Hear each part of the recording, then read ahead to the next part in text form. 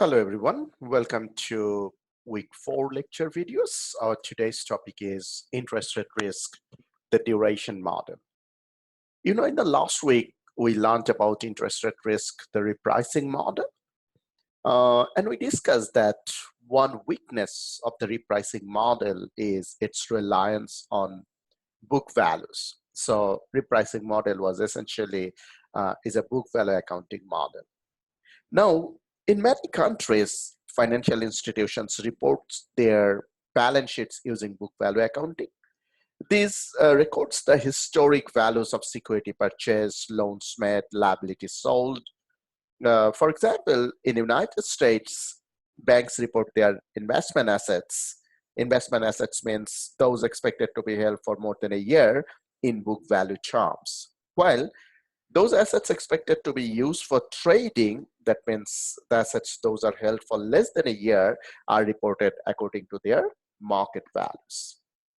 With regard to Australia, financial institution assets are reported according to their fair values, unless they are to be held until maturity, in which case they are reported according to their book values, that is, historical values of security purchase or loans made.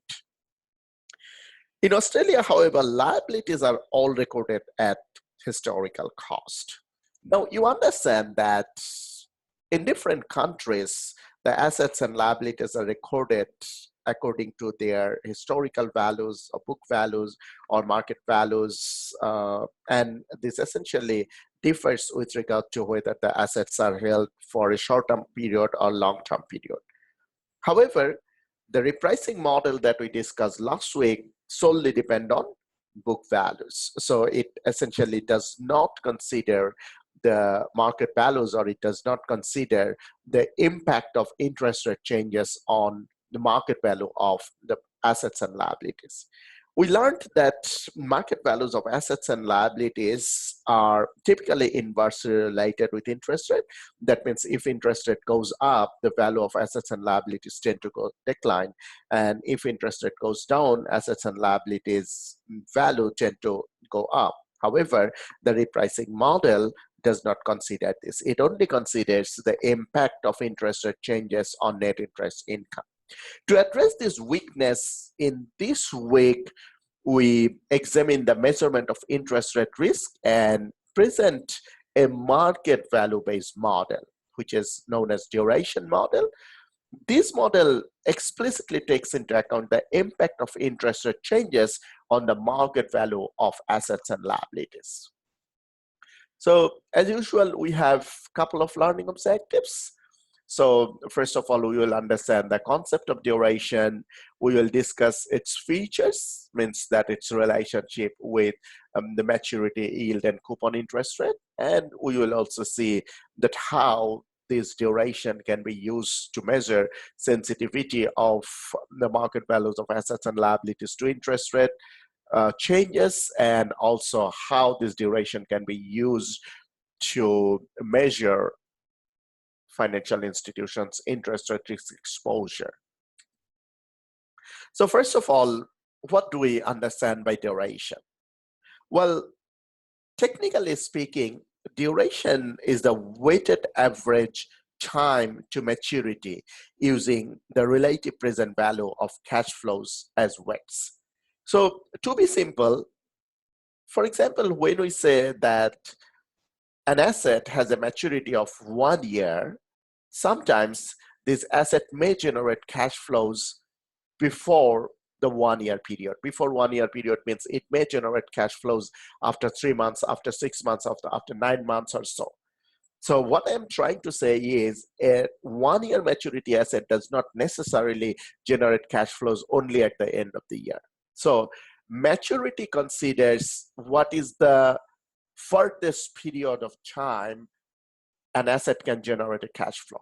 On the other hand, duration considers maturity as well as if any interim cash flows comes before the maturity, it also considers the timing of that cash flows. So duration is a more complete measure of an asset and liability is interest rate sensitivity, then maturity, because it takes into account, as I already said, two things. One is the maturity, another is the timing of arrival of cash flows. So let's take a simple example. Consider a $100 loan with an 8% interest rate and required repayment of half the 100 in principal at the end of 6 months and the other half at the end of the year. So it's a $100 loan, 8% interest, half will be paid after 6 months and half after another 1 year. So look at this timeline. So half is paid after 1 year, after 6 months, and you understand how 54 comes in. So it's a $100 loan, half will be paid. So after 6 months, it's 8% interest. So it means that it will be into 1.08.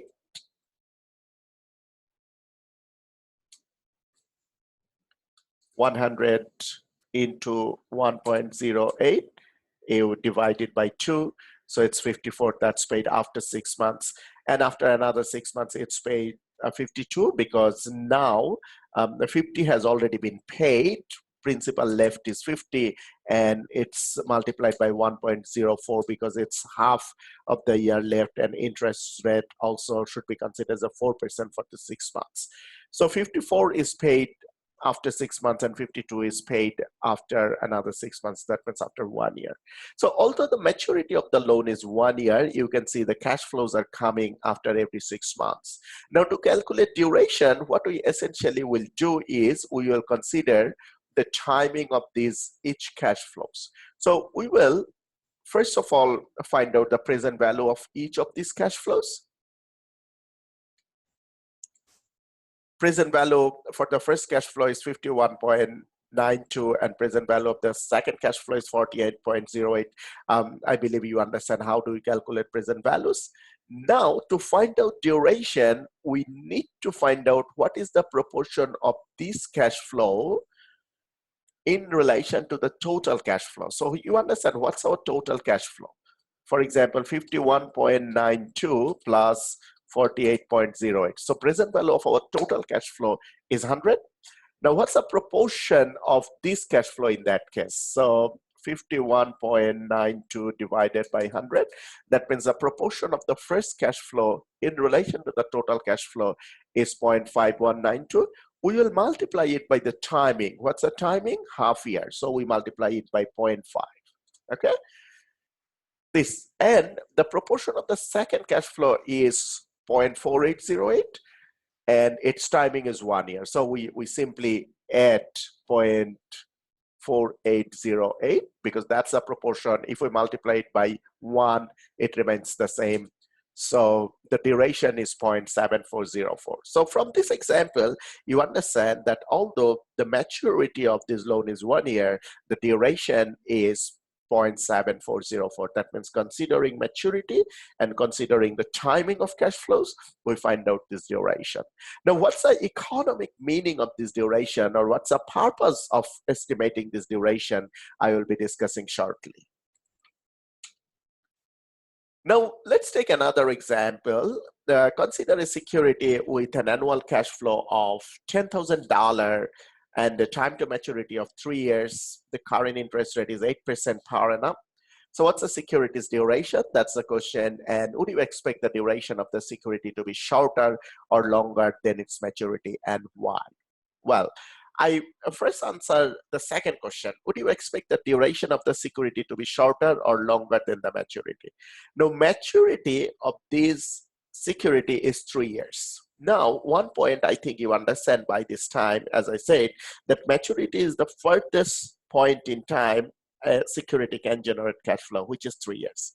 Now, since it's a security and it pays 8% interest per annum, that means some of the cash flows will be coming in year 1, in year 2, or in year 3. That means before the maturity. That's why duration must be less than its maturity. Okay, because as we consider the timing of the cash flows and we find out the present value, we sum them up, that must be less than 3,000. Sorry, less than 3 years. Now, let's see how do we calculate securities duration. So this is a very formal formula for calculating duration.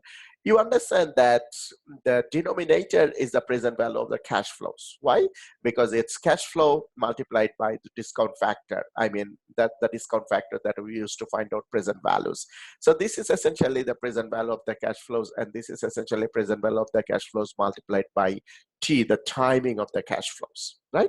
And how do we calculate the discount factor? It is 1 divided by 1 plus R. 1 plus R is the discount rate. So $10,000 will be the cash flow every year, because you can see that it's a security that annual cash flow is $10,000. So $10,000 comes every year. Discount factor, you can remember 8% was the interest rate. So 1 divided by 1.08, which is 0.9259. So that's the first year. And in the second case, second year, it will be power 2. In the third year, it will be power 3. So this is how we calculate discount factors. Now, cash flows multiply discount factors. That was the denominator for the equation, which is 25,770.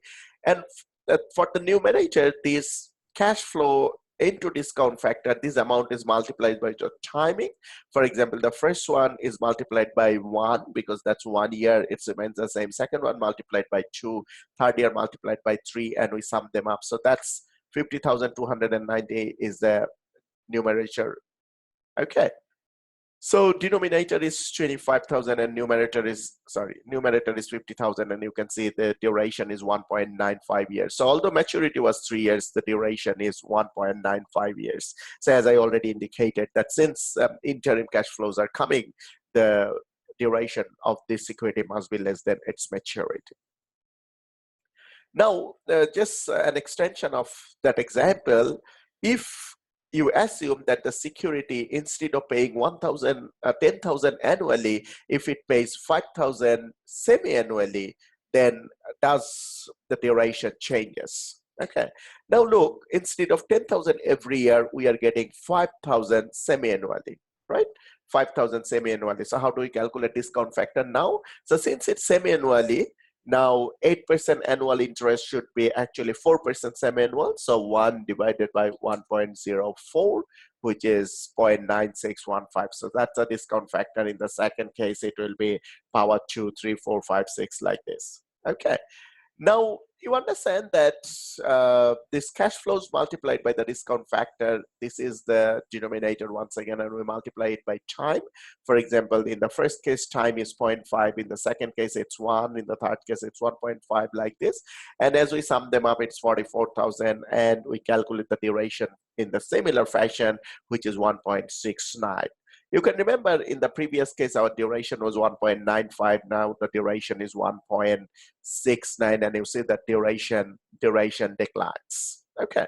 Now the question is why the duration declines. You can see that in both the securities had a maturity of 3 years. Both the securities had the same total cash flow. The discount rate was the same, 8%. But still the duration in the second case is lower. Well, you understand that when it's a semi-annual coupon payment, the cash flows comes quicker. In the first case, the first cash flow came after 1 year. The second one is after second year. But in this case, the first cash flow comes after 6 months. The second cash flow comes after 1 year. So the cash flow that comes after 6 months, that can be reinvested, that generates some additional cash. So since the cash flows are coming earlier and they are reinvested, generating some additional returns, so your investment will be recovered quickly. And that's the reason our duration in the second example is shorter than the duration in the first case. So this is semi-annual interest paying bonds. Since the cash flows are coming quicker, the duration will be smaller. Okay. Now, just a couple of other points before I finish this video. One point probably you understand by this time that if a security generates only one cash flow, which comes at the maturity, then duration and maturity will be the same. Okay. For example, if it's a zero coupon bond, and the cash flow comes, 100% of the cash flow comes at the maturity, then duration will be equal to maturity. However, for any interest bearing security or for any security that generates cash flows in the interim period before the maturity, then duration must be less than the maturity. And last of all, in the case of a console means a perpetual bond. Probably you know the characteristics of a perpetual bond. Perpetual bond generates interest for an indefinite period. So, you know, the maturity of a console is indefinite because it generates cash flows for an unlimited time period. However, duration for a console or duration for a perpetuity is not infinity. Duration, it can be calculated as 1 plus r divided by r. Okay, so you understand that for a perpetuity, even we calculate a duration while there is no certain maturity. So that's the end of our discussion in this video, where we learned about the concept of duration. We will discuss duration's features and its economic meanings in the subsequent videos. Thank you very much.